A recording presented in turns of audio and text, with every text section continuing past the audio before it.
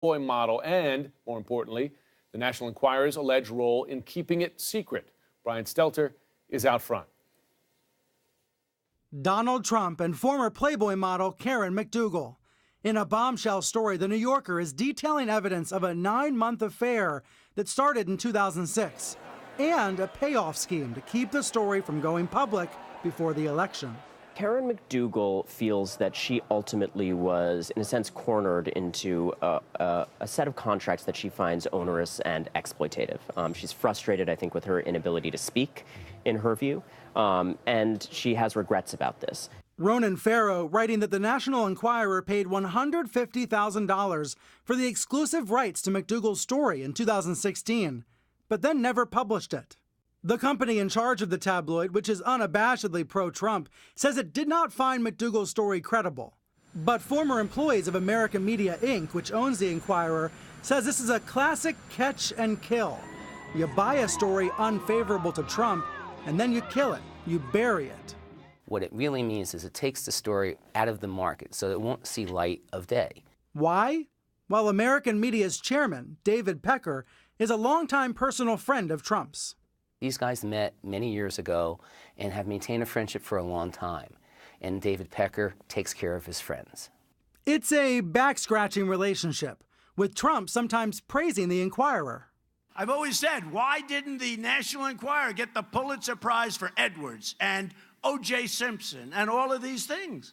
During the presidential campaign, he even mentioned it while implying that the father of Senator Ted Cruz was involved in the assassination of President Kennedy. On the cover of the National Enquirer, there was a picture of him and crazy Lee Harvey Oswald having breakfast.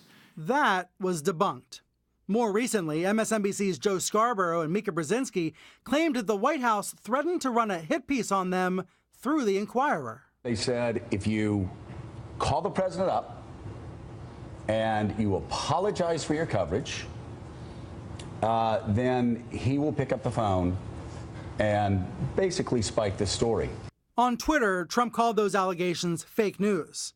More fake news is also how the White House describes the alleged affair between Trump and Karen McDougal, just like it has denied the alleged affair between Trump and porn star Stormy Daniels. Trump's personal attorney, Michael Cohen, admits he paid $130,000 for Daniels' silence ahead of the 2016 election. And which tabloid has been all over that story? No, not the Enquirer, but its rival, In Touch magazine. There you go, some media competition. Now, Jim, the National Enquirer's parent company says the idea that it could influence the president by holding back or disseminating damaging information, they say it's nonsense. But the evidence is pretty overwhelming. And my question for them, which they've not answered, is how many other stories have they done this with? How many other stories have they caught and then killed to protect President Trump? Part of a pattern. Brian Stelter, thanks very much. Out front now, CNN senior political analyst Mark Preston. Mark, you now have two stories here, fairly well documented. You have the Karen McDougal story. I spoke to Ronan Farrow earlier today. You have the Stormy Daniels story, evidence of a pattern, it seems.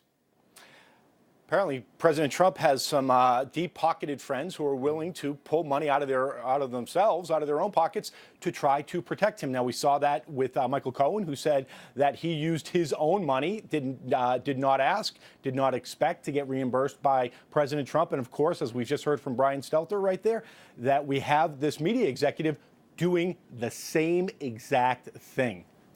Yeah. Did you take any notice of the White House response to this story, adding the phrase, the president says it didn't happen, whereas in the past often there's been a straight-up denial, but here quoting the president as denying it? Do you think there's any importance to that, or any meaning to that, rather?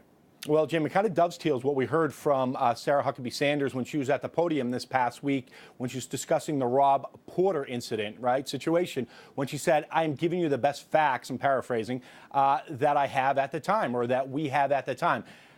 And that's the first time we've heard that from her, in some ways inoculating herself from having to go in front of the media and speaking to the world with inaccurate information at times or misleading information at times. And I think what we've seen in this situation regarding, President Trump and the First Lady was the same thing. Final question here, just quickly. The personal issue is one thing. Voters can make their own judgment about that, American people. When would it become illegal for a payment like this to be made? Well, if it was done in order, much like we saw with the Michael Cohen situation, if it was done in the event to try to help President Trump become elected, then it could become problematic. And that's when you go back to what we saw Michael Cohen, his personal lawyer, in his statement, Jim, when he revealed that he had made that comment, he said this was a personal payment. This was not a campaign expenditure. They all happened within days and weeks of the election. Mark Preston, thanks very much.